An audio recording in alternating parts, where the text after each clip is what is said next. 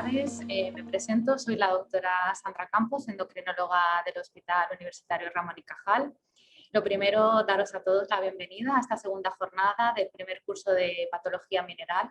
Agradecer vuestra participación y, por supuesto, agradecer a la Sendimad y a Cantabria Labs que haya sido posible realizar lo que esperemos sea la primera de muchas más ediciones.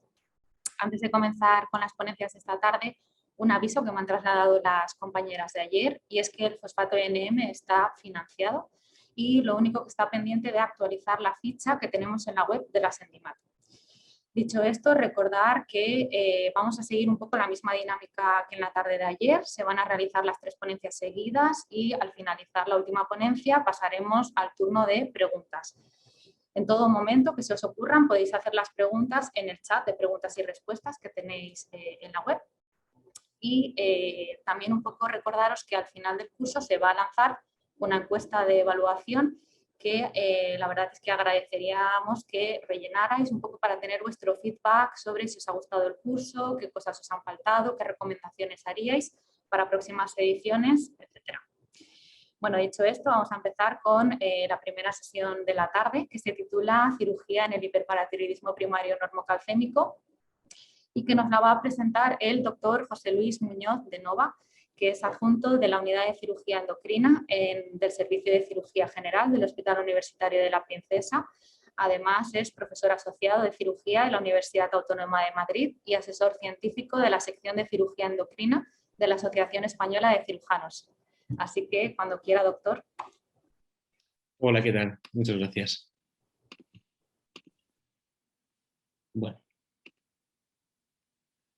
Pues un poco en línea con lo que han comentado Sandra, pues en primer lugar agradecer a la Sendimad y concretamente a las organizadoras el que me hayan invitado a participar en este curso, que para mí es un auténtico honor como cirujano pues participar en ese tipo de eventos multidisciplinares y también agradecer a Cantabria Labs pues la sponsorización del mismo, que gracias a ellos ha hecho posible.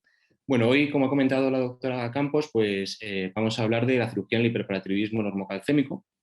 Concretamente, les voy a hablar de un tratamiento que con una sola dosis tiene una efectividad para normalizar la PTH más del 85% y una tasa de efectos secundarios menor al 2% y con un coste aproximado de unos 3.000 euros. ¿De acuerdo? Perdón. ¿Qué dice la evidencia científica? Pues la verdad es que bastante poquito. No tenemos muy claro ni hay una evidencia sólida de cómo hemos de manejar el hiperparatiroidismo primario normocalcémico. Esa es la realidad. A todos nos gustaría tener algo mejor, pero tenemos que hacernos la idea de que en este campo pues, estamos en una situación hasta cierto punto de incertidumbre en la que no podemos depender ni tener la disponibilidad de una guía clínica en la que nos lleve de la manita durante todo el proceso asistencial del paciente y nos vaya diciendo en cada momento lo que hay que hacer. Y la realidad es que esto es en parte así pues, porque la evidencia científica que tenemos pues, no deja de ser limitada. Esto es un poco una revisión de las principales guías de práctica clínica que he encontrado en los últimos años y la mayor parte de ellas ni siquiera mencionan de forma diferenciada el hiperparatiroidismo normocalcémico. Sí que lo hace así el cuarto workshop del año ya 2014, es decir, que ya ha llovido, y por supuesto pues el documento de consenso que emitió la SEN, que es verdad que en su momento fue pionero y fue muy relevante porque no había un documento similar, pero es verdad que ha pasado ya 8 años, vamos para 8 años, y falta integrar pues, todo lo que se ha producido de actualizaciones científicas en estos 8 años. Con lo cual es verdad que ahora mismo carecemos de esa evidencia. Pero bueno, echemos un vistazo de forma general a cómo dicen las guías que hemos de tratar el hiperparatiroidismo de forma global, sin limitarnos al normocalcémico, dado que no hay una recomendación específica para el mismo.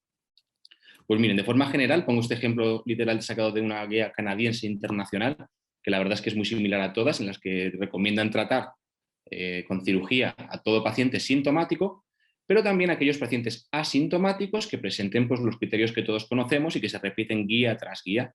Pero también añade que la paratiroidectomía se puede ofrecer a incluso pacientes que no presentan estas indicaciones o estos criterios de guía clínica, ¿verdad?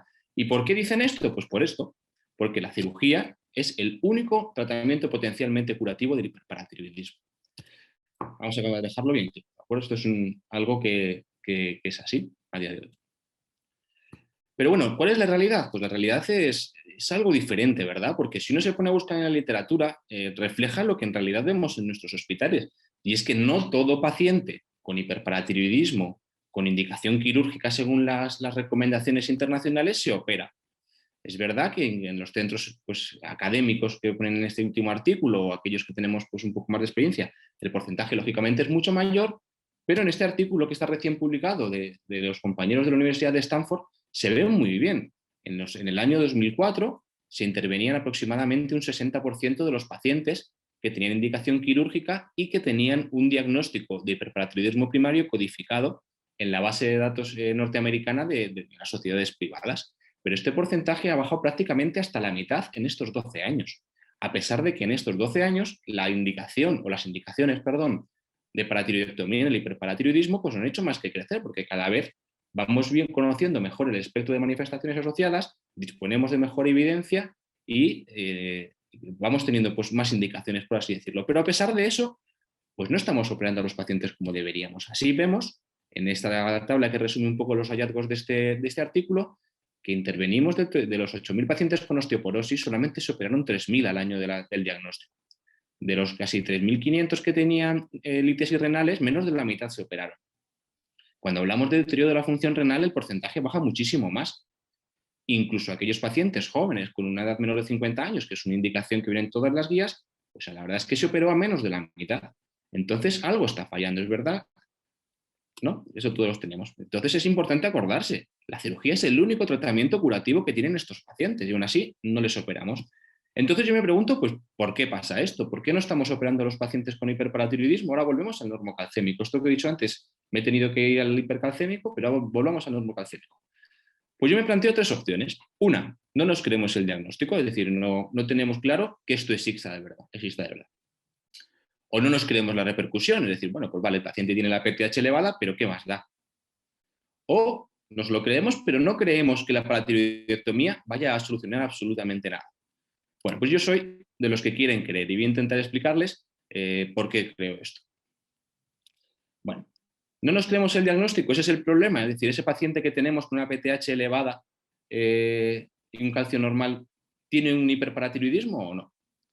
Bueno, pues la realidad es que durante muchos años no nos lo hemos creído. Si uno busca en PubMed, esta es un poco la evolución de los artículos que se han ido publicando bajo este término, pero la realidad es que desde los años 60 hasta el año 2008, en el que se hizo la tercera conferencia de consenso de manejo del hiperparatiroidismo, no se reconoció oficialmente el término hiperparatiroidismo normocalcémico, lo cual no deja de hacerme gracia porque no sabía que las enfermedades había que reconocerlas oficialmente para que existieran.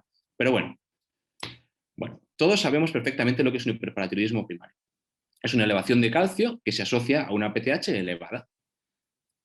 Pero también hablamos de hiperparatiroidismo primario cuando el calcio elevado se asocia a una PTH inapropiadamente normal. Esto lo llamamos de forma generalmente un hiperparatiroidismo normohormonal y en general yo creo que estamos todos de acuerdo en que esto es verdad. Aquí ya empezamos a dudar.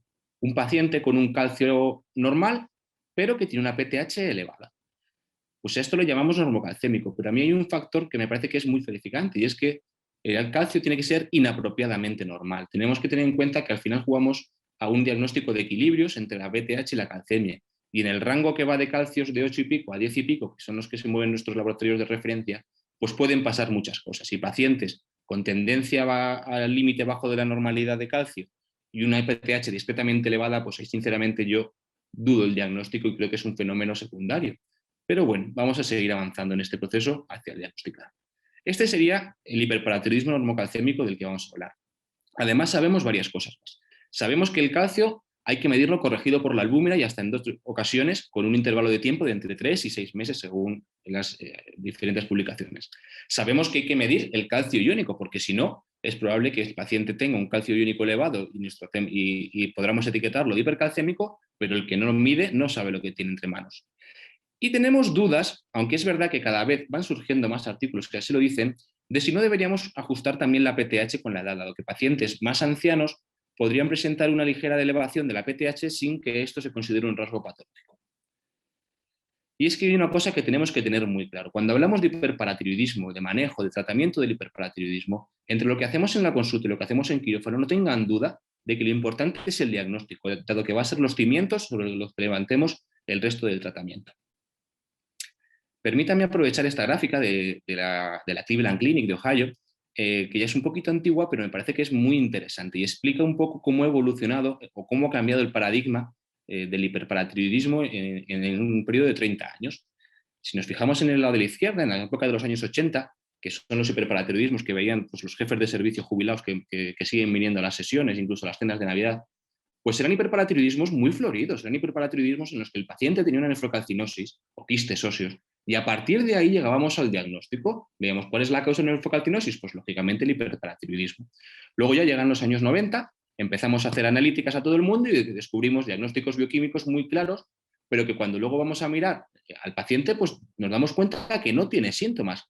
Y luego veremos cómo fue en esta época, en esta década, cuando empezamos a hablar del paciente asintomático.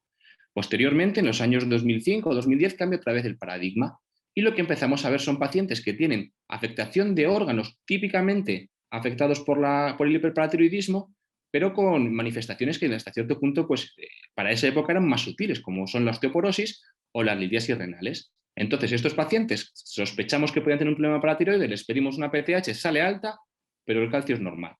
Y aquí nos empezamos a preguntar si el hiperparatiroidismo normocalcémico, pues de verdad es un diagnóstico o no. La realidad es que si uno va viendo las publicaciones posteriores, y en el año 2017 este mismo grupo publicó su experiencia pues, más reciente, vemos como el hiperparatiroidismo normocalcémico a día de hoy representa hasta el 20, incluso 30%, por ejemplo en la serie esta de la Cleveland Clinic, de los pacientes intervenidos, lo cual es un porcentaje muy importante. Volviendo al diagnóstico, que al final es lo importante en esta etapa del tratamiento, pues el diagnóstico es un diagnóstico de exclusión. Un diagnóstico de exclusión en el que lo primero que tenemos que hacer, sin duda, es valorar el déficit de vitamina D, ya que es la causa más frecuente. Y en este sentido, pues aunque déficit, hay algunas publicaciones que marcan el límite en 20, cuando hablamos de hiperparanormocalcémico sabemos que tiene que ser por encima de 30, incluso algunos trabajos dicen que más, hay un trabajo danés ya un poco clásico que habla de 37, y que tiene que ser un periodo de tiempo mantenido de un mínimo de 3 meses. Cuando consigamos esto, veremos que el paciente puede normalizar el valor de la PTH y entonces hablaremos de una elevación secundaria de la PTH a este déficit de vitamina D. Se va a mantener igual y seguiremos en un contexto de hiperparanormocalcémico, o podemos desenmascarar un hipercalcémico que estuviese soterrado por ese déficit de vitamina D. Es importante también hablar del papel de los fármacos. Concretamente, pues aquí les planteo dos de ellos, pues, pero por supuesto hay más, como el litio, los diuréticos, etcétera. Pero estos dos, el problema es que aparecen a veces en pacientes que estamos evaluando con osteoporosis. Y el problema que tiene añadido es que interrumpirlos pues puede ser controvertido, pero el problema es que hay que interrumpirlos y esperar bastante, porque su efecto sobre el valor de la PTH puede perdurar durante hasta 9 meses en el caso del denosumab. Otros factores, como el deterioro de la función renal, pues lógicamente si pudiéramos revertirlo sería idóneo, y si no, pues se puede administrar pequeñas dosis de vitamina de 1,25 hidroxivitamina D para ver si con eso revertimos. O también el papel de la hipercalciuria, que se sabe que esa fuga renal de calcio pues eleva secundariamente la PTH para intentar contrarrestarlo, y para ello podemos emplear el Tiacida Challenge, que se llama, que son dosis de tiacidas bajitas durante un par de semanas, y veremos de forma similar a lo que pasaba con la vitamina D si se normaliza la PTH, si se mantiene, o si por el contrario desenmascaramos un hipercalcémico. Pero bueno, pasemos a, una vez vemos que el diagnóstico pues, puede ser razonable, pues ya me queda la duda si el problema que es que no nos creemos la repercusión. Lo hemos diagnosticado, pero decimos, bueno, ¿y ahora qué? Pues miren, esto, volviendo a lo que les comentaba antes, en el año 91 se definió en la primera conferencia de consenso lo que era un paciente asintomático. El paciente asintomático del año 91 era aquel que en el año 91 no tenía los síntomas o signos clásicos del hiperparatiroidismo. Pero es que es una cosa muy clara, es que no podemos seguir llamando asintomático al mismo paciente que en la época de Curry-Covid. Los pacientes de hiperparatiroidismo han cambiado muchísimo, lo hemos visto antes, y seguimos llamando asintomático a un paciente con litiasis renales, a un paciente con astenia y a un paciente con osteoporosis, lo cual pues a mí me llama mucho la atención, y creo que es un término que empleamos en ocasiones de forma errónea. La realidad es que si uno mira la literatura va a encontrar cientos de artículos en los que hablan de las manifestaciones del hiperparatiroidismo. El problema es que ninguno es muy bueno. La mayoría son retrospectivos y con un número muy limitado de casos. Pero es verdad que hay artículos que han hablado de los síntomas neurocognitivos, en la influencia en la calidad de vida. Hay artículos que hablan de la afectación metabólico-cardiovascular, podríamos llamar, pero sobre todo, y yo creo que en este punto es lo menos controvertido, parece relativamente claro que hay una tasa importante de litiasis en pacientes con hiperparanormocalcémico y una tasa importante de osteoporosis en estos pacientes. Yo no tengo ninguna duda de que esto en cierto modo lo justifica un sesgo de selección, dado que tú pides la PTH al paciente con osteoporosis o al paciente con litiasis. Y este efecto probablemente se diluiría si no fuese este contexto, pero si uno mira las series publicadas verá que hasta entre un 25 y un 50% de los pacientes con osteoporosis tienen osteoporosis y entre un 15 y un 30% tienen litiasis renales. Las otras manifestaciones, pues a mí me plantean dudas. Y es verdad que hay múltiples artículos que hablan de peores perfiles bioquímicos, de peores perfiles de tensión arterial, incluso de calcificación coronaria, pero bajo mi punto de vista la evidencia aún es muy limitada. Algo similar pasa con los síntomas neurocognitivos, en los que parece que es verdad que las puntuaciones en escalas de calidad de vida son peores en estos pacientes, y también síntomas, pues como puede ser la fatiga, parece que están más representados en este tipo de pacientes. Yo les propongo de forma esquemática este abordaje de los pacientes con hiperparanormocalcémico para valorar si de verdad tienen una función renal, ya que si no lo miramos, pues no lo sabremos. Yo creo que sistemáticamente, y así lo dicen las guías realmente, hay que hacer una densitometría y una radiografía de columna vertebral, al mismo tiempo que una analítica, sangre y un balance metabólico en orina y una ecografía renal. La valoración de los síntomas neurocognitivos y cardiovasculares, pues miren, a mí ya se me escapa un poco y creo que en estos casos debemos individualizar las características del paciente. Quizá los test de calidad de vida pues no estarían de más en los pacientes, pero es verdad que aquí ya entramos un poco en territorio que tenemos que ser de forma personalizada. Aparte de los síntomas que puedan tener estos pacientes, hay una cosa que también tenemos que saber, y es que a veces evolucionan hipercalcémicos. Este es un trabajo clásico de la Universidad de Columbia en el que vieron que a 3 años un 20% de los pacientes se volvían hipercalcémicos. Y además se dieron cuenta de que esto era muy difícil de predecir porque las diferencias eran sutiles. Pues bueno, un poquito más edad, un poquito más calciuria. Bueno, en fin, es difícil de predecir. Y esto se corrobora precisamente con otro artículo algo más reciente y algo más amplio, en el que curiosamente también llegan a la misma cifra del 19% de pacientes que se convierten en hipercalcémicos y mantienen pues, que es imposible saber de forma inicial quién va a evolucionar hipercalcémico y quién no. Con lo cual tenemos también esa espada de Damocles pues, sobre nuestros pacientes. Yo lo que les propongo es que estos pacientes sean abordados de forma multidisciplinar y sean discutidos en sesiones técnicas. Y una cosa es que entre todos consideremos que es razonable esperar porque el paciente ahora mismo pues, no tiene ninguna manifestación, incluso porque puede que alberguemos alguna duda en el diagnóstico. Y otra cosa es que sistemáticamente digamos que hay que esperar. Eso no lo veo nada claro. Recordarles, la cirugía es el único tratamiento curativo del hiperparatiroidismo. Pero pasemos a valorar si el problema es que no nos la creemos, porque igual es eso. Y bueno, no quiero pasar de largo, pero es verdad que no puedo dejar de decirlo, aunque la doctora Wett lo va a contar con muchísimo más detalle que yo, que hay algunas particularidades en el hiperparatiroidismo normocalcémico con las pruebas de imagen. Y es que el hiperparatiroidismo normocalcémico, el rendimiento de las pruebas de localización, que me gusta más ese término que el de imagen, porque al final su única función, es decir, dónde está el adenoma o glándulas patológicas, es peor en el hiperparanormocalcémico. Pero es muy importante que no dejemos que una mala prueba de localización nos contrarreste un buen diagnóstico bioquímico, ya que lo que marca la cirugía no es la prueba de localización, sino el diagnóstico bioquímico. En ese sentido, quiero hablarles de un par de factores que van a influir tanto en ese peor rendimiento como en la técnica quirúrgica que hemos de emplear luego los cirujanos. Hay una cosa que está clara, y es que hay una correlación muy importante entre los valores de calcio y PTH y la masa total de tejido hiperfuncionante. Por tanto, es lógico pensar que en pacientes con hiperparanormocalcémico tenemos menos masa de tejido hiperfuncionante. Esto se ve muy bien en este trabajo de la Universidad Johns Hopkins, en el que además se pone en relieve el siguiente aspecto que les quiero poner sobre la mesa, y es que hasta estos pacientes con hiperparanormocalcémico tienen una mayor tasa de enfermedad multiglandular, ¿de acuerdo? Si uno revisa un poco las series, pues oscila, es muy variable, y en ese sentido creo que influye mucho los criterios de inclusión en cada estudio, pero aproximadamente ronda en torno al 20-25% de promedio, lo que es un poquito mayor o algo mayor que en el hiperparaclásico. Hay estos dos factores, tanto el peso como la enfermedad multiglandular, pues son claros determinantes del mal rendimiento de las pruebas de imagen en este campo. Pero también estos tres factores unidos van a tener una serie de dificultades añadidas para la paratiroidectomía. No quiero entrar mucho en detalle en la técnica quirúrgica en sí porque la mayoría de ustedes no son cirujanos y tampoco les quiero aburrir, pero decirles algunos puntos. Existe cierta controversia en cuanto a qué técnica quirúrgica se ha de emplear en estos factores, ya que hay autores que dicen que como la hiperplasia es más frecuente y las pruebas de localización no son tan buenas, quizás se debería realizar una exploración bilateral de forma sistemática. En cambio, hay otros trabajos que con una cirugía dirigida, con unas premisas muy similares a las del hipercalcémico, obtienen muy buenos resultados superponibles a los del hipercalcémico. Y yo estoy más en esta corriente de pensamiento y en general es lo que hacemos en mi centro. Los cirujanos a veces determinamos la PTH de forma intraoperatoria para saber cuándo hemos extirpado toda la enfermedad, todas las glándulas patológicas, pero cuando lo hagamos con el hiperpanormocalcémico tenemos que tener cuidado, porque la cinética de descenso de la PTH es diferente. Y aquí el tiempo clásico que damos de 10 minutos para ver si normaliza, debemos extenderlo incluso hasta los 20 minutos para verlo.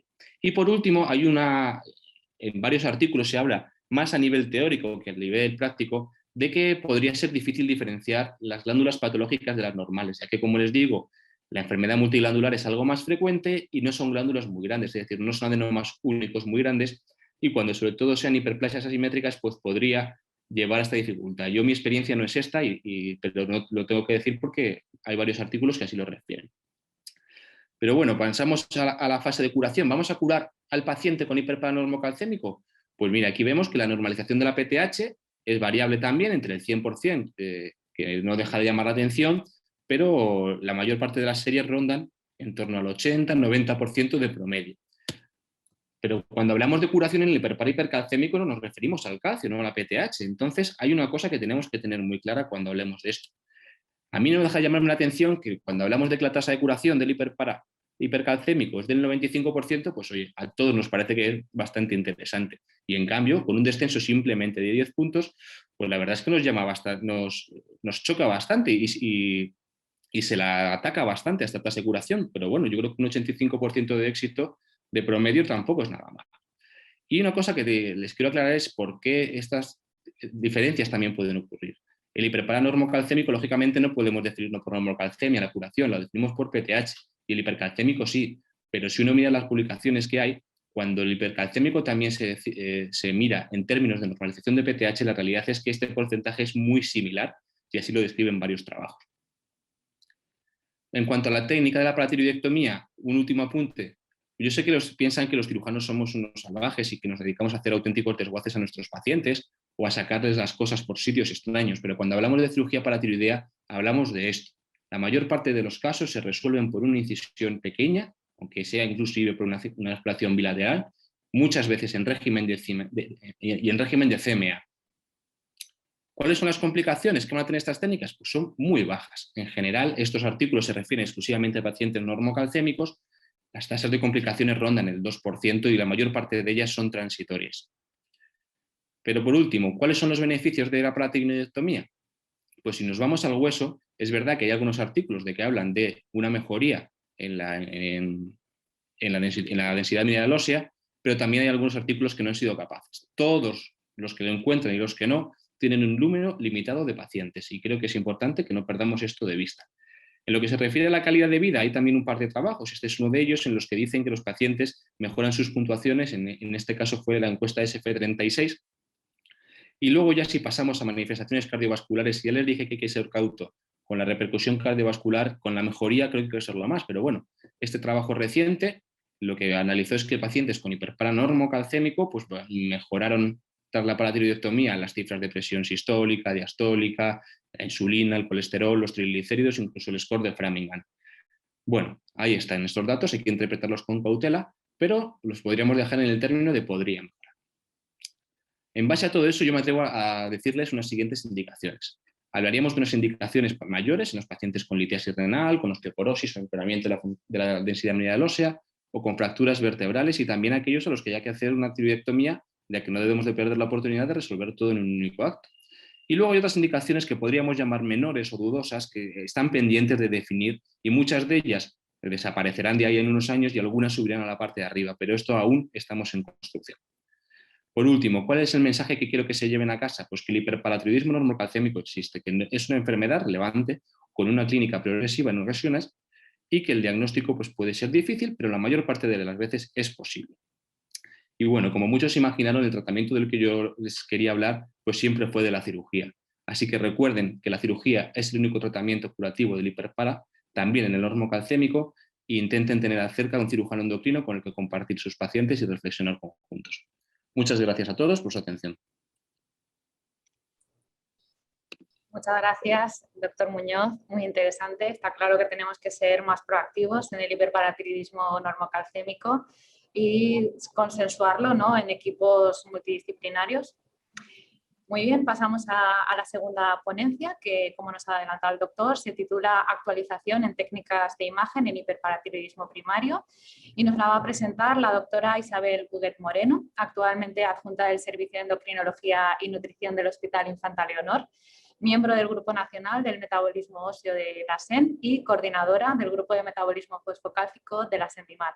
Un placer, doctora, adelante. Se me ve bien y todo, ¿no? La presentación se ve. ¿Sí? Sí, perfecta. Vale. Bueno, pues primero de todo agradecer a SENDIMAT el que haya creído en este grupo de trabajo, que somos un grupo joven y estamos arrancando, y quería agradecer especialmente a Nutrición Médica la financiación y la ayuda que nos han dado para este curso, porque realmente sin ellos no hubiera sido posible directamente hacerlo. Así que bueno, eso para comenzar. Y luego también quería decir que yo me dedico a la endocrinología clínica, entonces yo no soy experta en imagen, aunque voy a hablar de imagen.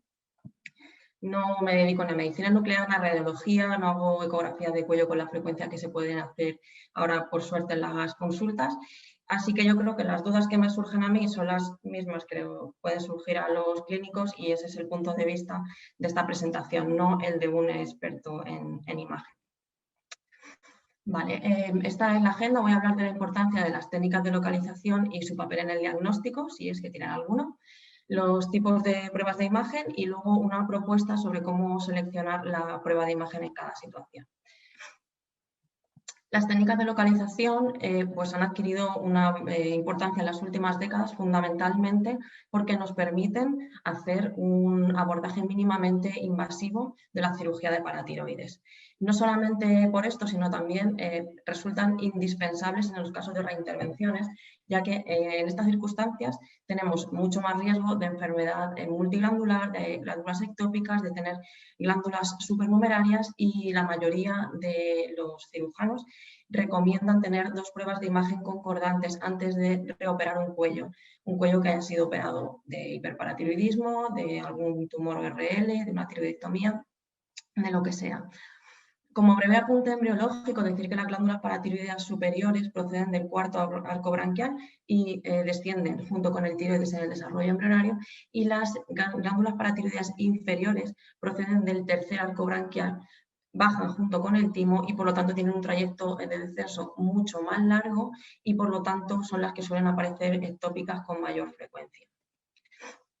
Respecto al papel en el diagnóstico de las pruebas de localización, como muy bien ha dicho el doctor Muñoz de Nova, pues no tienen un papel en el diagnóstico. No es correcto pedirlas para confirmar ni descartar un diagnóstico que tiene que ser bioquímico, y su papel únicamente es facilitar el abordaje quirúrgico del hiperparatiroidismo primario.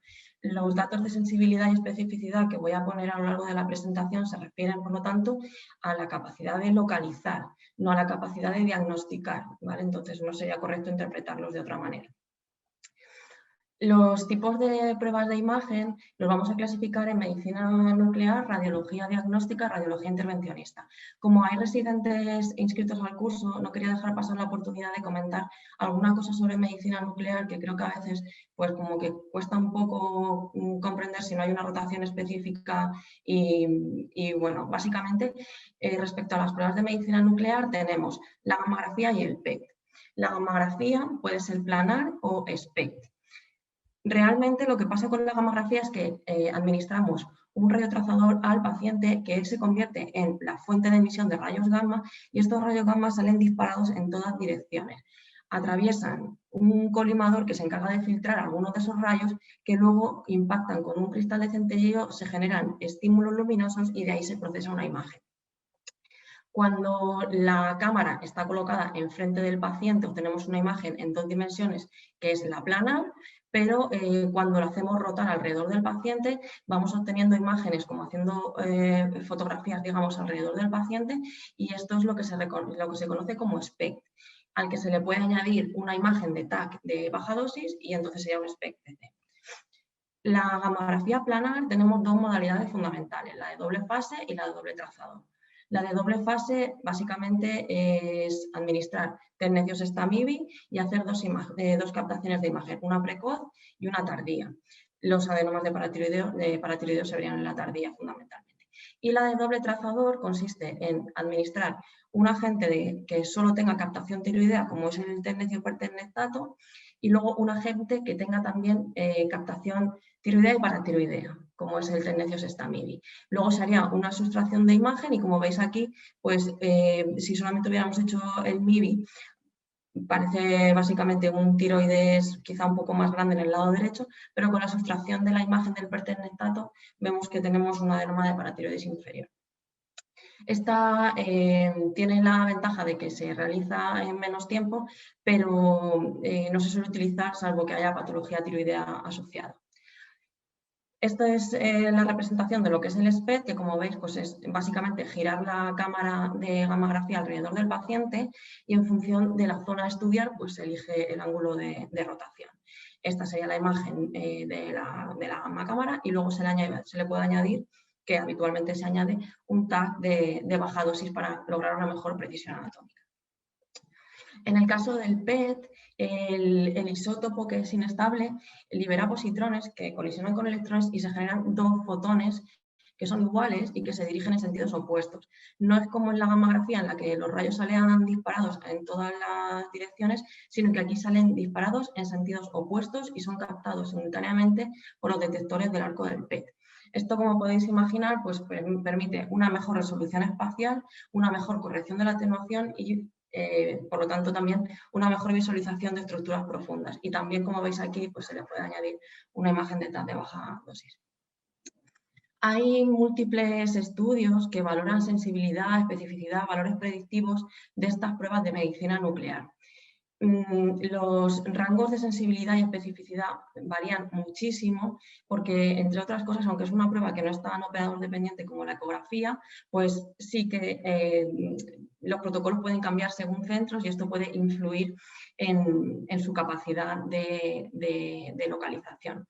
La gamografía planar tiene un protocolo sencillo, pero es una prueba muy larga porque la segunda imagen hay que hacerla a las 2 horas y la gamografía con doble trazador es más corta y se suele utilizar, como he contado antes, pues cuando hay patología nodular asociada.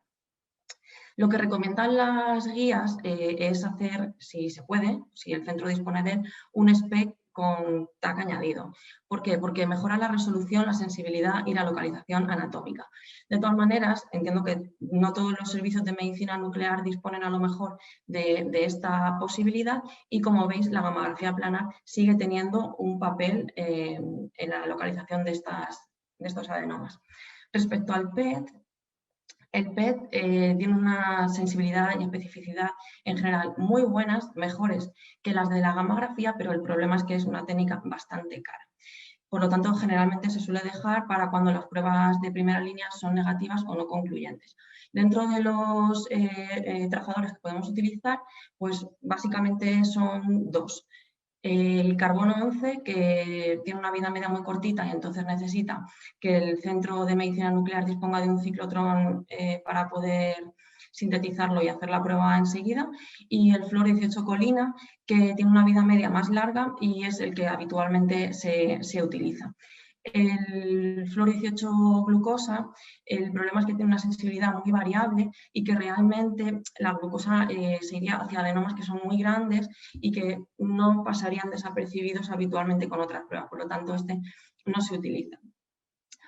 La medicina nuclear también puede tener un papel importante en la cirugía radioguiada. El problema es que se necesita un equipamiento especializado que no debería de sustituir a la determinación de la PTH intraoperatoria en el caso de una cirugía mínimamente invasiva. Los protocolos son muy variables respecto a los centros, entre centros, respecto a la dosis, respecto incluso al fármaco a utilizar, y yo creo que sí que puede tener un papel en cirugías que son más complejas, como adenomas ectópicos o reintervenciones. Respecto a las pruebas de radiología diagnóstica, la primera que se nos viene a todos a la mente es la ecografía. Bueno, en la ecografía los adenomas paratiroideos se suelen ver como nódulos homogéneos, hipocogénicos, que a veces pueden estar dentro del tiroides, como en esta imagen de aquí, pero bueno, que en caso de necesitarlo también la ecografía nos sirve para guiar una PAF. Como tienen una arteria apical, en el Doppler tienen un aspecto característico en la vascularización que se conoce como arco vascular, y no hay que olvidar que hay adenomas que son atípicos, que pueden tener necrosis, que pueden estar lobulados, y en esos casos la apariencia sería diferente. Esta prueba es la que es más operador dependiente y, como todas, cuando pasamos de un adenoma solitario a una enfermedad multiglandular, pues la sensibilidad disminuye. También se está empezando a utilizar, aunque esto está en fases muy iniciales, la elastografía. La elastografía, que nos informa pues, sobre la dureza, ¿no?, de un tejido, su resistencia a la compresión, puede utilizarse también para valorar los adenomas paratiroideos. Y como veis aquí, pues, aunque como digo está en fases muy iniciales, hay gente que la utiliza incluso para diferenciar o intentar diferenciar hiperplasia de adenomas, que a mí me parece algo pues como muy difícil, pero sí que creo que pueden tener quizás un papel más importante a la hora de diferenciar de ganglios linfáticos reactivos, porque el EFI, que es uno de los índices que se pueden obtener con los sistemas estos de elastografía, sí que es diferente entre los ganglios linfáticos y los adenomas paratiroideos. La otra técnica de imagen de radiología sería el TAC 4D. El TAC 4D multifase es un TAC que incorpora el tiempo como cuarta dimensión, y aunque el protocolo, digamos, tradicional son 4 fases, una fase sin contraste, una fase arterial, una venosa y una tardía, pues las fases también varían según los centros. Tiene un papel importante a la hora de detectar enfermedad multiglandular y en las reintervenciones por enfermedad persistente o recurrente. Dependiendo de las fases, cuantas más fases se hacen en el TAC, pues mejor es la sensibilidad, pero también más se irradia al paciente, y por lo tanto pues hay que buscar un poco ese equilibrio. En este TAC lo que se busca es ver el patrón de realce de los adenomas paratiroideos comparándolos con el tiroides. El patrón más habitual es el realce tipo A, que consiste en un hiperrealce con respecto al tiroides en la fase arterial y un hiporrealce en la fase venosa. Aunque, como veis aquí, el realce tipo B también puede ser de adenomas paratiroideos. Y en el caso de tener una lesión candidata con alguno de estos tipos de realce y que nos cuadre por tamaño, por vascularización, pues los falsos positivos realmente son muy bajos. En esta prueba, bueno, que evidentemente no es de un paciente mío, sino que está sacado de una revista, pues me parece muy curiosa porque en la primera imagen se ve como que hay dos, digamos, lesiones candidatas a ser adenomas paratiroideos, porque por localización y por tamaño cuadrarían bastante. Al administrar el contraste vemos que tanto una como la otra tienen un realce muy similar al del tiroides, pero en la siguiente fase se ve que solamente la de este lado tiene hipocaptación con respecto al tiroides. Por lo tanto, pues lo otro era un nódulo tiroideo, y me parece que es curioso, ¿no? Respecto a la resonancia, también se puede utilizar la resonancia para valorar adenomas paratiroideos. Lo que pasa es que generalmente no se hace porque pues, las resonancias suelen tardar mucho tiempo suelen tener una lista de espera larga y es una técnica bastante cara. Pero en caso de disponer de ella, pues tendríamos que saber que los adenomas paratiroideos se ven hipointensos en T1 e hiperintensos en T2, y que si pedimos al radiólogo que solicite las imágenes para poder hacer una supresión grasa, podemos ver el adenoma paratiroideo con más evidencia de esta hiperintensidad entre 2. Lo que pasa es que la supresión grasa es una técnica difícil de hacer en el cuello, de hacerla de forma homogénea, pero puede ayudar. Luego también en la secuencia fuera de fase aparece el artefacto que se llama en tinta china, que nos permite ver el contorno del adenoma paratiroideo, como veis aquí y en la imagen de al lado también se ve muy bien. Esto hay que hablarlo con el radiólogo antes de meter al paciente en la resonancia para que lo tenga en cuenta a la hora de pedir los cortes. La sensibilidad muy variable también, como veis. Y esto, bueno, lo traigo más que nada a modo de curiosidad. Yo nunca me he visto en la situación de tener que solicitarlo, pero quería nombrarlos. Y es que tenemos también pruebas invasivas. Tenemos arteriografías selectivas y muestreo venoso selectivo. La arteriografía selectiva, básicamente, pues los adenomas paratiroideos, las paratiroides en general, tienen como irrigación fundamental la arteria tiroidea inferior, que sería la que habría que canalizar, y en caso de que sean ectópicos suelen estar irrigados por ramas de la mamaria interna.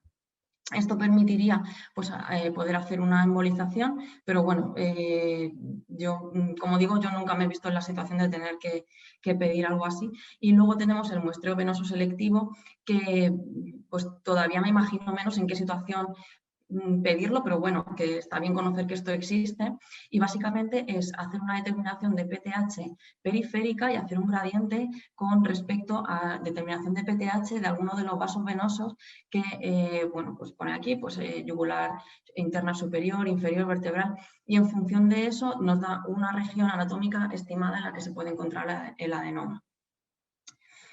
Respecto a la selección de la prueba de imagen, decir que es imposible hacer un algoritmo para elegir la prueba de imagen para el estudio de las paratiroides.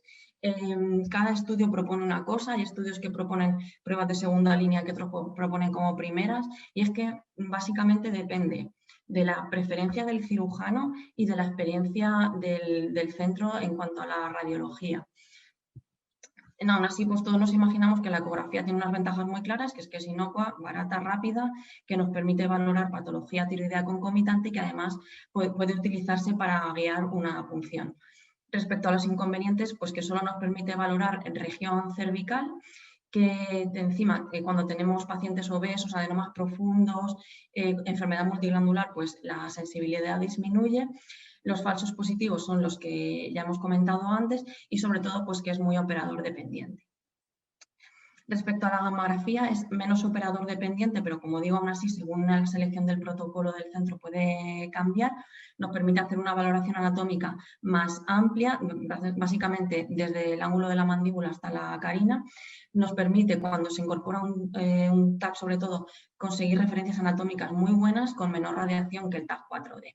El principal inconveniente es que es una prueba de larga duración. Habitualmente lo que se hace es una planar y entre las fases de las planares se obtiene el SPECT, que tiene un coste mayor que la ECO y que el TAC, con una radiación intermedia entre el PET y el TAC, y que los falsos positivos se deben a que el trazador se queda metido dentro de las mitocondrias. Entonces, las células que tengan mayor actividad mitocondrial van a captar el trazador. No implica que sean células que tengan mayor capacidad secretora. Por ejemplo, una patología inflamatoria, como veis aquí, podría dar un falso positivo. Y por contra, adenomas que sean menos osifílicos, que tengan menos mitocondrias, pueden dar falsos negativos, pues adenomas quísticos o necróticos también. Respecto al PET, pues bueno, el PET tiene muchas ventajas, es una técnica pues muy buena, pero es una técnica muy cara. Que el carbono 11 precisa ciclotrón realmente no es una limitación porque tenemos el fluor 18 colina, y aunque he buscado bastante cuáles son los falsos positivos del PET, la verdad que no los he encontrado. Es una prueba muy buena, pero es la más cara de todas. Respecto al TAC, el TAC tiene la ventaja de que es muy rápido, obtenemos las imágenes de forma muy rápida, tiene una gran resolución y es una prueba en general de segunda línea bastante buena para enfermedad multiglandular, etc. El inconveniente fundamental es la radiación y que aquí sí o sí es imprescindible el uso del contraste, porque lo que vamos a valorar es el lavado de ese contraste, con lo cual no podemos prescindir de él y pues pacientes con nefropatía o reacciones alérgicas al contraste no se podría utilizar. Y respecto a la resonancia, la principal ventaja es que no irradia, tiene una resolución anatómica bastante buena y aunque se me ha olvidado comentarlo, el uso del gadolinio, hay autores que se posicionan en que mejora la sensibilidad de la prueba y otros autores que dicen que realmente pues, no es tan necesario, con lo cual pues, es que incluso a lo mejor no tienes ni que meter un contraste. El principal inconveniente es el coste y la falta de especificidad fundamentalmente de los ganglios, que son con los que se podría confundir con mayor frecuencia un adenoma de paratiroides. Así que, bueno, yo creo que para una primera línea, la gamografía con SPECT si es posible, en forma de SPECT si es posible. Y yo creo que sí que merece la pena hacer una ecografía de tiroides para valorar patología tiroidea concomitante y también porque la ecografía puede detectar adenomas que bien por sus características anatomopatológicas o bien porque tengan un lavado rápido, pues pasen desapercibidos en la gamografía.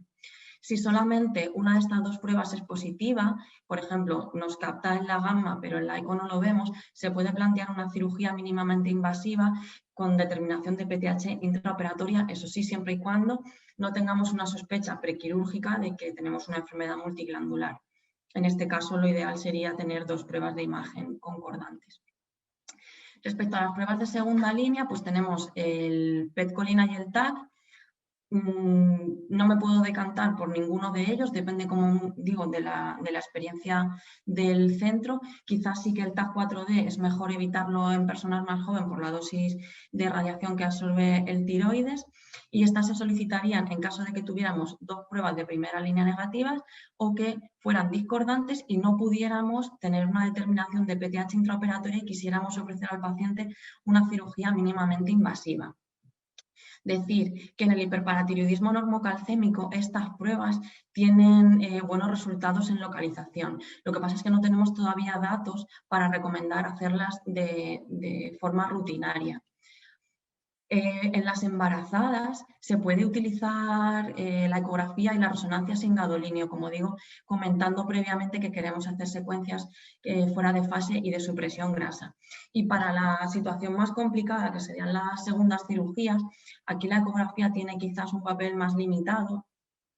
Sí que tiene sentido pedir un SPECT, pero sobre todo las pruebas que probablemente más nos van a orientar son las que hemos comentado como de segunda línea. Decir que ante una reintervención, como digo, la mayoría de los cirujanos recomiendan tener dos pruebas de imagen concordantes porque las tasas de fracaso son muy altas en reintervenciones cuando las pruebas de imagen no son claras. La cirugía radioguiada también podría ayudarnos en estos casos complicados. Y he querido traer aquí este algoritmo que es del UpToDate, porque me llama la atención que siendo el UpToDate está basado en un artículo del 2002 y creo que esto nos hace darnos cuenta de que realmente pues, no tenemos una evidencia contundente que nos permita hacer un algoritmo claro. De hecho, ante una reintervención, pues quizá lo primero es revisar si el diagnóstico es correcto, revisar por supuesto las pruebas de imagen de cirugía que se hizo. Por supuesto, yo creo que en estos casos debería de operar un cirujano experto y bueno, pues esta es un poco mi propuesta y nada, ya está. Muchas gracias, doctora Huguet, fantástica charla. Para finalizar, la guinda del pastel nos la va a poner el doctor Fermín Garrido. El doctor es especialista en radiología vascular e intervencionista, responsable del área de radiología vascular e intervencionista en el Hospital Universitario San Cecilio de Granada y nos va a hablar hoy de alternativas intervencionistas a la cirugía, radiofrecuencia de adenoma paratiroideo. ¿A quién? ¿Cuándo? Cuando quiera, doctor. Muy buenas tardes. Bueno, lo primero es daros las gracias por haberme invitado a este curso. Bueno, ¿se ve bien la pantalla? Sí, ¿no? Vale, daros las gracias por haberme invitado a este curso, darle las gracias al servicio endocrino de mi hospital y al servicio de cirugía, porque sin apoyo de otros servicios es muy difícil poder hacer un estudio tan novedoso, por así decirlo, sobre el tratamiento de adenomas paratiroideos con radiofrecuencia. Es una es un poco difícil cómo abordar esto, pero me he basado un poco en lo que me habéis preguntado, ¿no? Tratamiento por radiofrecuencia del adenoma paratiroideo, ¿qué, en quién y cuándo, ¿no? En cuanto a qué, ¿vale? Vamos a hablar de qué es la ablación por radiofrecuencia un poco para que sepáis a qué, qué estamos haciendo, ¿no? Una ablación por radiofrecuencia es una necrosis coagulativa mediante la formación de campos electromagnéticos alternos, o sea, es una electricidad. Hace falta un campo, hace falta un polo positivo, un polo negativo, la aguja será uno de los dos polos y el otro será una placa que se pone al paciente y por fricción, efecto Joule, produce calor y ese calor es el que provoca la coagulación, la muerte tisular. Se puede predecir el tamaño de la ablación usando un electrodo de punta activa variable. Eso es la técnica básica de la radiofrecuencia que se viene usando para tratamiento de tumores hepáticos, tumores renales, tumores pulmonares, etcétera, etcétera. Entonces, bueno, en la técnica de radiofrecuencia para adenoma de paratiroides es una técnica que se utiliza con anestesia local. Bueno, antes de seguir un poco, explicaros por qué se empieza a hacer radiofrecuencia en adenomas paratiroides. Bueno, se empieza a hacer radiofrecuencia o cuando se hace cuando empezamos a poder hacer radiofrecuencia en nódulos tiroideos.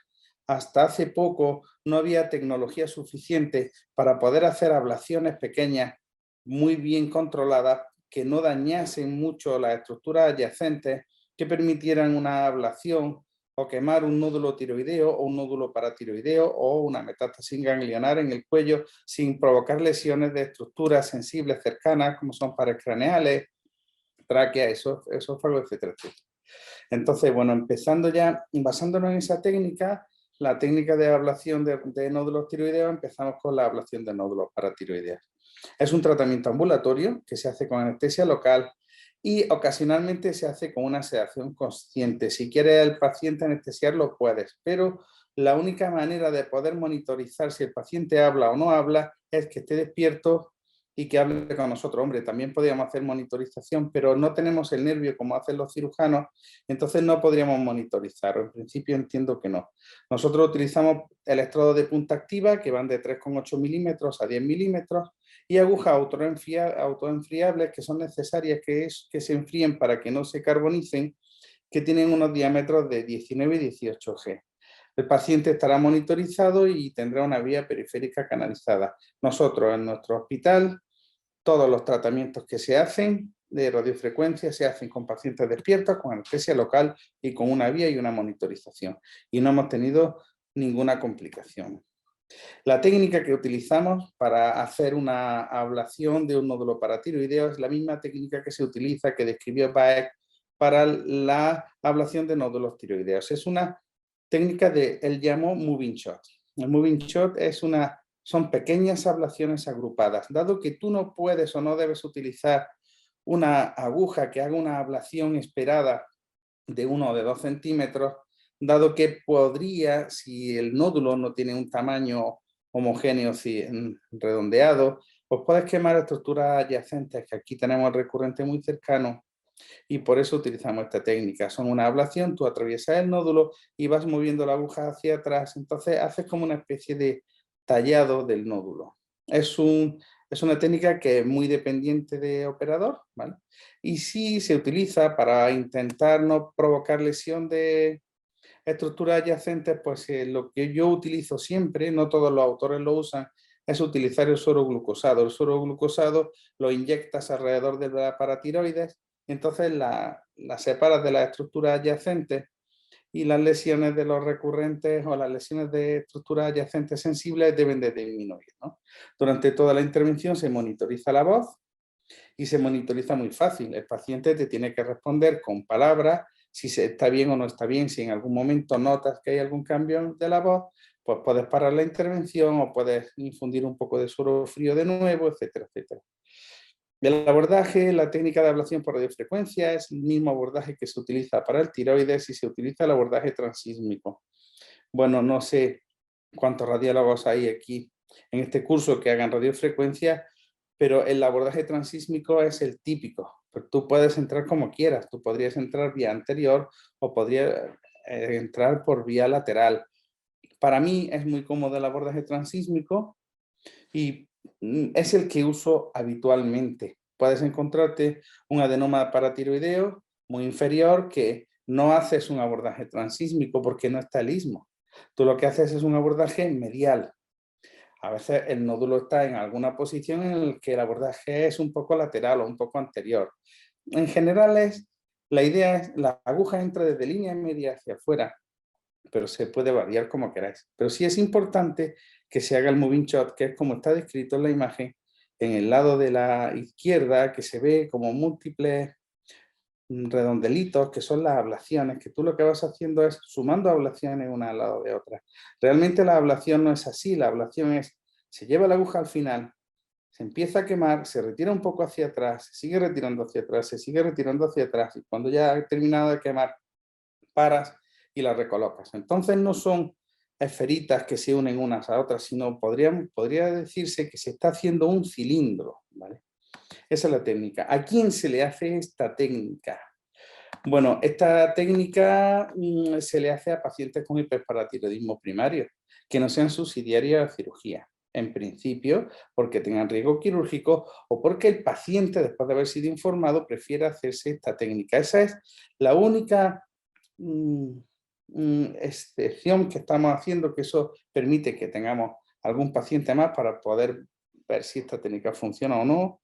Y es que a los pacientes se les explican, a los pacientes que pues sean mayores, que tengan un poquito más de riesgo, que estén en el límite entre lo operamos o no lo operamos, se les oferta a veces esta técnica para hacer la ablación. El objetivo de este tratamiento, pues como siempre, es la normalizar el PTH, normalizar el cáncer de sangre. No se busca disminución de tamaño, solo se buscan fines funcionales. De hecho, nosotros en el estudio no valoramos el tamaño final de la glándula, sino valoramos el tamaño inicial de la glándula por si nos predice la respuesta y poco más. Y bueno, y valoramos todos los temas analíticos y bioquímicos.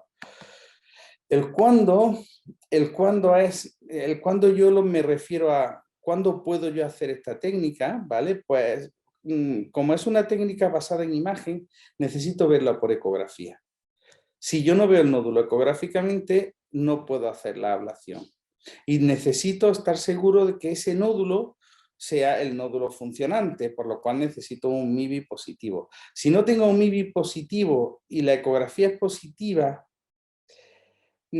a veces lo que pasa es que te juegas que la respuesta no sea buena. A veces lo que hago yo es hacer una PAF de la paratiroides y determino la PTH. Si me da PTH positivo, ya valoramos si realmente creemos que estamos ante una hiperplasia o estamos ante un adenoma, y en algunos casos lo hemos hecho ablación que a veces resuelve el caso y otras veces no lo resuelve. No tenemos límite de tamaño, pero sí hay límites de localización. Por ejemplo, hay algunas adenomas de paratiroides que te los encuentras como muy mediastínicos, que lo ves con eco, pero lo intentas puncionar y es que no llegas o lo desplazas. O sea, la localización muy mediastínica, profunda, que aunque la veas no llegues o simplemente no poderlo ver, sí te puede limitar el tratamiento.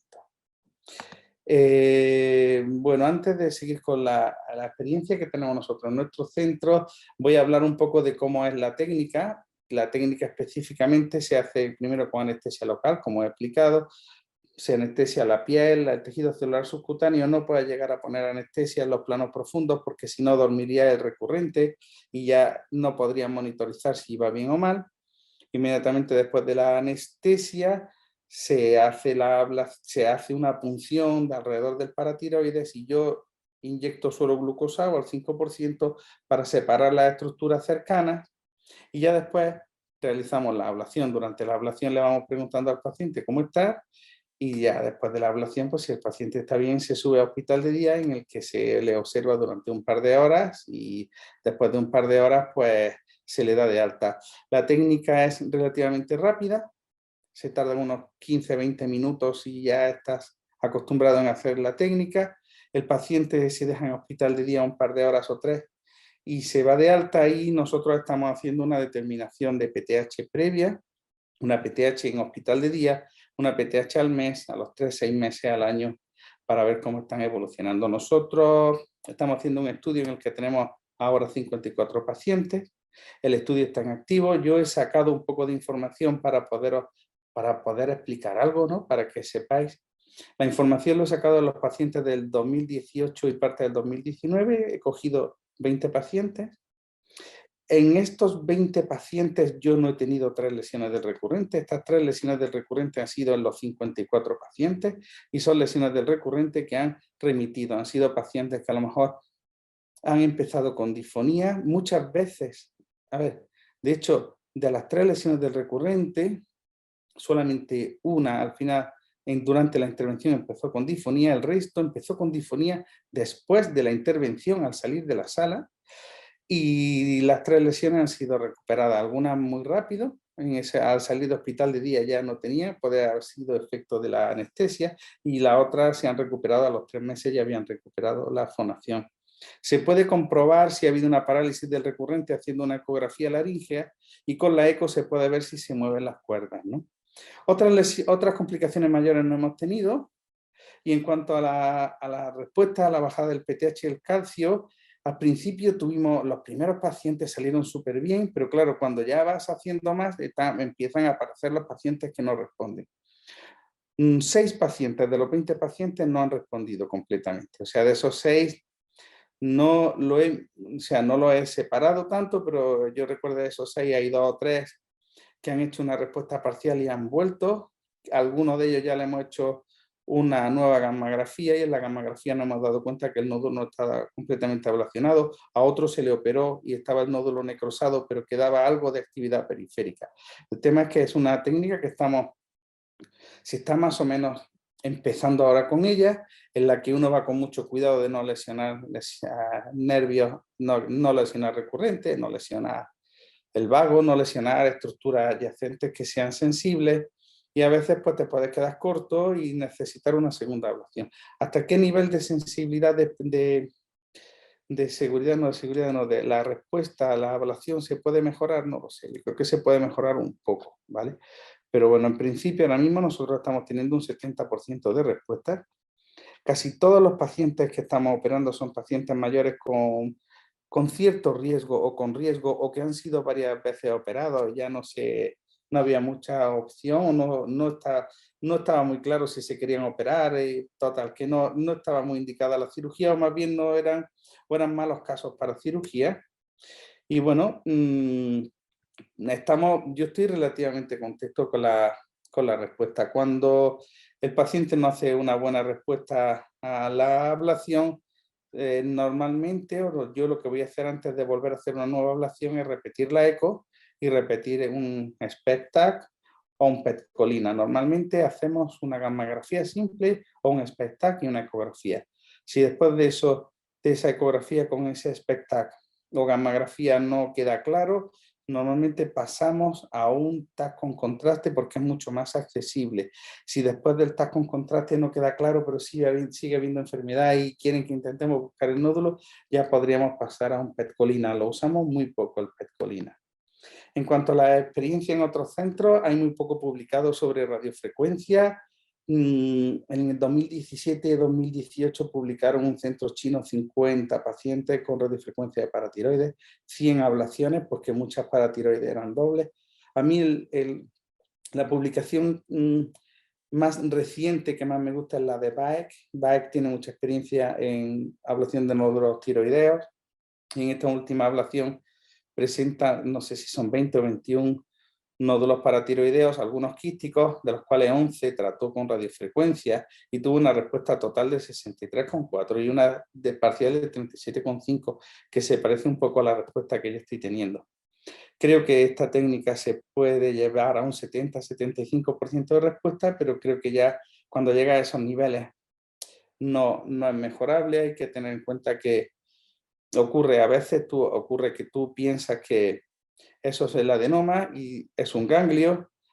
Hay muchas razones por las que las técnicas pueden fallar, pero en general, bueno, los resultados son razonablemente buenos con poca agresión, ¿no? Tenemos, como he dicho, un índice de complicaciones bajo. Las lesiones de recurrente que se describen en literatura van entre el 4 y el 10, y las lesiones definitivas que se describen en literatura van sobre el 2 y un 2% de hematomas. Hematomas, bueno, depende de la aguja que uses, depende también de la buena o mala suerte. En cuanto a la lesión de recurrente, nosotros estamos teniendo eso, un 6% de lesión de recurrente recuperable. Gracias a Dios no hemos tenido ninguna lesión definitiva, pero es cuestión de seguir haciendo pacientes, que seguro que tendremos algunas. Y bueno, en principio creo que esta técnica es segura, creo que el índice de complicaciones son similares a las descritas en cirugía, que creo que es una buena alternativa al tratamiento quirúrgico, sobre todo a pacientes, por ahora, creo que los pacientes que no tengan opciones quirúrgicas, que sean un mal paciente para una cirugía, o un paciente que no quiera cirugía, pues creo que se le puede plantear esta técnica como una opción, y que los datos pues, son similares a los publicados en otras series. Hay series que publican mejores datos. No sé si yo dentro de 4 o 5 años puedo venir con una mejor serie, pero ahora mismo la que tengo, por ahora, hasta que no revise los 50 pacientes, no os puedo decir más, pero la que tenemos es esa, ¿no? Y bueno, aquí os voy a poner un vídeo para que veáis un poco qué es la ablación. En este vídeo veis un nódulo, una zona hipocogénica en la parte posterior del tiroides. Ahí ya he hecho yo la hidrodisección, he hecho un resumen, solo he puesto la parte final donde se hace la ablación. Ahora voy a darle a play. Veis la aguja entrando por la parte superior derecha, va entrando la aguja hasta que se posiciona sobre el adenoma paratiroideo, que está separado de la tráquea y del esófago, que es esa zona hipocogénica que está ahora mismo atravesada por la aguja. Veréis cómo empezará a ablacionar. Cuando se empieza la ablación, empieza a verse de color blanco, porque el vapor de agua produce una micro burbuja que hace de ventana como si fuera gas. Ya veréis como ahora empieza la punta de la aguja a ponerse blanquecina y empieza a quemar. Esa es la técnica Moving Shot. Veréis cómo tiro un poco para atrás de la aguja. Sigo quemando, pero no quema bien. Entonces ahora he parado, voy a recolocar la aguja, la recoloco dentro de más centrada en el nódulo y volvemos a hacer una ablación. Como el nódulo es tan pequeño y esta aguja tiene 5 milímetros de punta activa, aquí el Moving Shot tiene poca función. Aquí lo que se hace es colocar la aguja 1, 2 o 3 veces dentro del nódulo y produce una ablación. Como veréis ya, esta es una ablación más completa y en principio este nódulo está ablacionado. Como veis, este es un vídeo sin corte. Como veis, la ablación es 1 minuto. La técnica, mientras preparas paciente y demás, pues sean 15 o 20 minutos. Y bueno, esto es lo que os puedo decir. Espero que os haya gustado y si tenéis alguna pregunta, pues la que queráis. Muchísimas gracias. Bueno, muchísimas gracias a los 3 ponentes. La verdad es que han sido 3 presentaciones fantásticas. Además, os agradezco que os hayáis ajustado tan bien a los tiempos, de manera que tenemos un ratito para responder preguntas que se os vayan ocurriendo. Yo, aprovechando mis privilegios de moderadora, voy a empezar. Al doctor Muñoz, fantástica la teoría, pero yo sé que tenéis mucha tradición y experiencia operando hiperparatiroidismo normocalcémico en la Princesa y sí que me gustaría que compartieras con nosotros vuestra experiencia. Sí, claro. Bueno, no tengo aquí números, la verdad es que no los he preparado, pero es verdad que hace un par de años con un proyecto de tesis miramos y más o menos estamos operando en torno a un 15%, un pelín menos de lo que viene en la literatura, pero porque también yo creo que yo para definirlo normocalcémico tiene que ser siempre normocalcémico. El que un día viene con 10,6, pues ese ya es hipercalcémico, será leve, pero yo sí no lo cuento. Entonces, en ese sentido sí que andaremos en torno al 15% más o menos. Es verdad, nosotros hacemos un volumen relativamente importante para tiroidectomías, en torno a las 50 anuales, y pues eso, tenemos 5 o 6 pacientes normocalcémicos puros con calcios de 9 y poco. Y en esos tenemos, también te hablo un poco de memoria, me parece que estamos en torno al 80 y mucho por ciento de normalización de PTH. Es verdad que algunos se nos quedan y no terminan de bajar, pero incluso en esos estuvimos viendo que había diferencias significativas en cuanto a los valores de PTH. Ahí hace muy poquito ha salido un artículo que habla del cambio mínimo significativo, tanto en valores de calcio, porque un paciente que te baja un calcio de 9,9 a 9,1 y te mantiene una PTH, pues a lo mejor de 160 te baja a 80, pues no lo ha normalizado, pero quizá ese cambio sí es significativo y de eso sí que hay un porcentaje importante de estos que consideramos pues no curados sobre el papel. Y bueno, eso puedo contar. Y de lo que encontráis en el normocalcémico en la anatomía patológica en relación a adenoma e hiperplasia. Sí, aquí es verdad que, es decir, si tú miras en la literatura, siempre te dicen 85% del hipercalcémico es adenoma único y el 15% hiperplasia. Pero luego la realidad es que en nuestros centros el porcentaje es mucho más alto y en el normocalcémico sí que es verdad que hay un poquito más de hiperplasia. Te diría aproximadamente un 10%, más o menos, ¿vale? Es verdad que en el normocalcémico nosotros lo vemos, lo que dice la literatura es verdad, que las pruebas de imagen muchas veces no te ayudan tanto como en otras y hacemos algo más de exploraciones bilaterales. De hecho, yo casi todas las que hago, bueno, casi todas no, pero bastantes sí que son normocalcémicos y ahí sí que ves pues alguna hiperplasia más, pero bueno, haces una paratiroidectomía subtotal en los casos que son poquitos realmente. Al final, pues si hacemos 5 o 6 al año, pues no todos los años hacemos una hiperplasia de normocalcémico, con lo cual no es tanto, pero van bien, ¿eh? Y precisamente estos que es más agresivo, pues estos casi siempre se curan. Y tú, Pepe, ¿en qué pruebas de imagen de localización te apoyas? ¿Qué soléis pedir en la princesa? Vamos, hablo de los dos si queréis. Sí. Siempre por protocolo hacemos SPECTAC, que nosotros la verdad es que tenemos bastante tradición con esta prueba ya pues, bastantes años y tenemos muy buenos resultados, y ecografía. La ecografía, sobre todo, para valorar patología tiroidea concomitante, que se sabe que hasta en un 10% pues la hay y pues merece la pena resolver. Cuando las dos son concordantes, hasta aquí hemos llegado, se opera el paciente. Cuando una de las dos no son concordantes, pues hay que ver un poco por qué. Y si merece la pena ir a una tercera, que es verdad que nosotros tenemos también con el TAC 4D bastante experiencia y muy buenos resultados y es a la que solemos recurrir. Pero hay veces en las que, sobre todo si son discordantes, es decir, si una te dice derecha y otra izquierda, el TAC no te va a ayudar a desempatar porque no te va a desaparecer la sospecha de que sea bilateral. Con lo cual, cuando es eso, yo directamente paso a la exploración bilateral.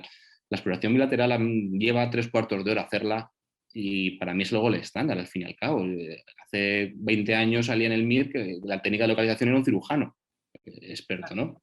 Entonces tampoco hay que empeñarse, es decir, no podemos estrujar los números ni a los pacientes para que sean como los queremos. No podemos decir que solamente cuando sea un hiperpara con adenoma único, bien localizado, 2 pruebas de imagen hay que operarlo, no.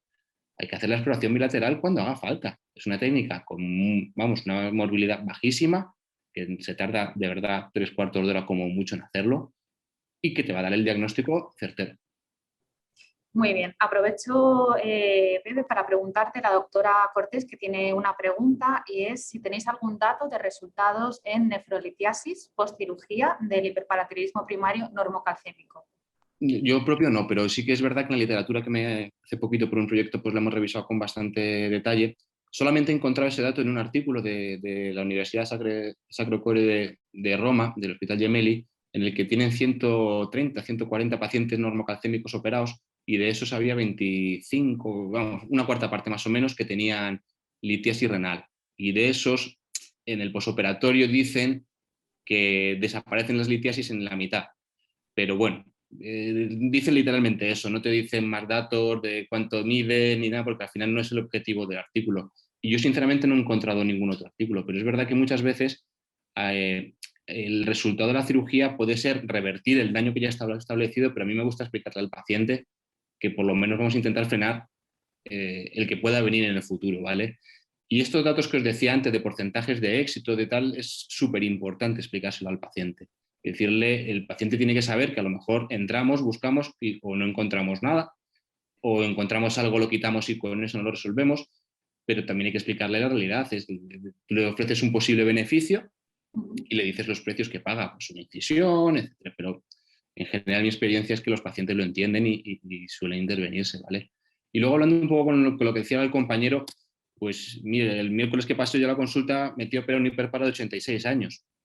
Voy a tardar 20 minutos, es una paciente con deterioro de la función renal, astenia, osteoporosis a la que no se le pueden dar bifosfonados, 20 minutos CMA para casa y está bien localizado. Es verdad que este es un caso pues, muy facilito a priori y a mí me cuesta, vamos, llevo más de 200 paratiroidectomías y nunca he tirado para atrás un paciente, ni en el sistema he tirado nunca para atrás un paciente por riesgo quirúrgico exagerado, porque al final la paratiroidectomía da para lo que da. No estamos hablando de cirugías extracorpóreas, dura 1 hora como mucho y no suele tener un gran riesgo anestésico. Perfecto, muchas gracias. Doctora Huguet, te quería preguntar un par de cositas que me han surgido la duda. Cuando nos has dicho que en pacientes jóvenes es mejor evitar el TAC4D, ¿realmente a qué edad te estabas refiriendo con jóvenes? Bueno, pues el tema del TAC4D es la dosis absorbida por el tiroides. Entonces, esto quizá es más importante en mujeres que en hombres, y hay algún artículo por ahí que ve un poco el riesgo de desarrollar cáncer de tiroides a la larga, y en hombres como a los 20 años o así ya el riesgo se reduce, o sea, como que a partir de los 20 años tampoco había tanto problema. Tampoco nos solemos encontrar gente tan joven, pero en caso de mujeres sí que recomiendan como que a partir de los 45, 50 ya es, vamos, que no hay problema por utilizarlo, pero que en edades más jóvenes, pues el riesgo por absorción de radiación del tiroides, pues si puedes evitárselo y tienes el PET accesible, pues genial. Y si no lo puedes evitar, pues nada, ya está. Pero sí, es más o menos un punto de corte como de 45 años en mujeres y en hombres como 20 más o menos. Perfecto. Y otra duda, ¿tú crees que, bueno, sabes o hay datos sobre si en el PET colina el valor del submax tiene algún papel a la hora de diferenciar entre adenoma y hiperplasia? Pues no, o sea, no tienen papel, es si detecta o no detecta. No sé si como es una técnica que tampoco hace tanto tiempo que se utiliza el PET colina, quizá más adelante se pueda como afinar un poco más en este diagnóstico, pero a día de hoy es si capta o no capta, y no te puede diferenciar una cosa de otra por el submax. Pues muchas gracias. Al doctor Garrido, la verdad es que me ha parecido muy interesante contar, ¿no?, con técnicas diferentes para poder tratar a nuestros pacientes. Sé que la mayoría de los casos han sido en pacientes mayores con dificultades para la cirugía. Quería saber, en ese porcentaje a lo mejor pequeño de pacientes que tienen más jóvenes, que explicándole las dos técnicas, a lo mejor han optado por la radiofrecuencia, sanos, sin comorbilidad. ¿Qué experiencia tienen?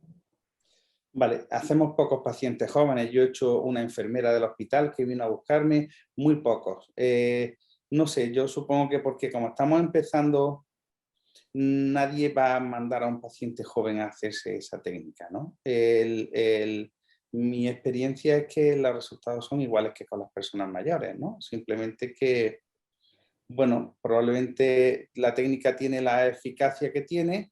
Supongo que a lo mejor con una cirugía puede tener un poco más de eficacia. Si no tiene riesgo quirúrgico, ¿por qué no hacerle la cirugía, ¿no? Eso es lo que veo, ¿no? Pero bueno. Vale, entonces en su opinión no es una técnica que deberíamos plantear de entrada en un paciente joven, sin complicaciones. A ver, tenemos los resultados que tenemos. No son malos. Yo creo que es algo que se puede decidir. Yo me esperaría, a ver, ahora mismo, si me preguntas hace un año, te digo, no sé lo que pasa a 3 o 4 años vista. No sé si yo hago una ablación y dentro de 3 años volvemos a tener la PTH elevada, volvemos a tener el calcio elevado. No, ahora ya sí te puedo decir yo que pacientes desde el 2018 al 2021 siguen teniendo todavía el calcio y la PTH baja. O sea, la técnica funciona. Creo que con el tiempo la técnica pues se va a poder generalizar un poco más. Ahora mismo yo recomiendo que solo aquellos pacientes que no quieran cirugía y aquellos pacientes que tengan riesgo quirúrgico sean los elegidos. Es verdad que como todo, cuando tú empiezas a hacer la técnica, tus endocrinos ven que funciona, se emocionan y empiezan a mandar a algún paciente especial, así más joven y tal. Pero por ahora yo preferiría elegirlos que sean adenomas, que sean claramente un adenoma, que estén localizados, que sean visibles, que sean personas con más riesgo, porque pues creo que estamos todavía muy en el comienzo de una técnica como para generalizarla mucho, ¿no? Pero bueno. Perfecto. Y en el caso de que tuviéramos, por ejemplo, un adenoma doble, ¿podría tratarse incluso en el mismo acto? Sí. A ver, se puede tratar todo, ¿vale? El problema es el resultado. Si es un adenoma doble de verdad y está en el mismo lado, es muy simple, que más arriba, que más abajo, no pasa nada. Si te cambias de lado, debes de tener muy claro que no ha habido lesión del recurrente. A mí no me gusta hacer un tratamiento bilateral en una sola vez, por si acaso me hace una lesión tardía, si el paciente de repente empieza con una paresia al terminar la cirugía, que tú crees que ya la has terminado, que no va a haber problema, y de repente empieza con disfonía, porque yo eso pensaba que no pasaba, pero es que eso pasa. Entonces yo si tengo algo bilateral me voy a ir, voy a tratar solo un lado, si al día siguiente, si quieres, tratamos el otro lado, ¿no? O a la semana. Y si es unilateral no me va a importar. Principal. Mire, doctor Garrido, me preguntan sobre si tiene experiencia en la etanolización de adenomas paratiroideos. Vale, poca. ¿Vale? Empecé, los primeros adenomas paratiroideos los etanolicé. Vamos, tengo etanolizados 2. Y como todo eso empezó con una conocida y lo etanolicé y al poco tiempo volvió a tener actividad. Lo que he leído, ¿vale? No puedo hablar de experiencia personal, es que es menos eficaz la etanolización que la radiofrecuencia. Pero no tengo experiencia, tengo muy poca. Y la poca experiencia que tengo sí es que el adenoma es recidivo. Pero bueno, poco más. Perfecto. Me preguntan, doctor Muñoz, un caso para ver qué le parece en el hiperparatiroidismo secundario en paciente en hemodiálisis con una PTH entre 1000 y 1500 o más, que no capta claramente una glándula sobre otra. ¿Qué tipo de cirugía planteáis? ¿Cuántas glándulas dejáis para evitar que se quede con hipoparatiroidismo? Sí, perdón un segundo que me ha salido una encuesta aquí en la pantalla. Nosotros en el hiperpara secundario, dependiendo un poco de las características del paciente, pero en general, sobre todo si el paciente va a ser candidato a trasplante, hacemos paratiroidectomía subtotal. Dejamos un remanente aproximadamente de unos 40, 60 miligramos de la glándula paratiroides menos granular. Cuando las ves macroscópicamente, la verdad es que son glándulas pues, son polilobuladas muchas veces, y la que tenga aspecto más sano, de esa dejamos el remanente in situ como técnica de elección. La verdad es que hiperpara secundario se operan pocos. Nosotros no operamos muchos, pero bueno, yo creo que eso es también un debe que hay con la cirugía del hiperpara, porque los resultados son francamente buenos. Y los pacientes, pues muchas veces, sobre todo su calidad de vida, pacientes que están muy asténicos sí que les mejora bastante, ¿eh? Y luego, por comentar lo que comentaba antes el compañero, nosotros en La Princesa yo creo que se han hecho 2 o 3 etanolizaciones de pacientes que no querían cirugía y las 3 han recidivado, y ya veo que acabar operándoles a 2 de ellos. Otro pues ya era una paciente muy mayor y no, una fibrosis quística muy pasada, que es Amientos, así que el anestesista dijo que no me la dormía bajo ningún concepto y esa recidivó, pero la señora se murió al poco tiempo. Los otros 2 recidivaron y se acabaron operando. Perfecto, pues muchas gracias. No hay más preguntas para los ponentes, así que nada, pues agradeceros a todos por vuestro tiempo, a los ponentes por las fantásticas presentaciones, y recordaros que ya tenéis disponible en el apartado votaciones la encuesta para vuestro feedback sobre qué os ha parecido este curso. Y nada, muchísimas gracias a todos por estar aquí hoy y gracias a la Sendimat y nuevamente a Cantabria Labs por haberlo permitido. Que tengáis buena tarde. Gracias. Hasta luego. Hasta luego.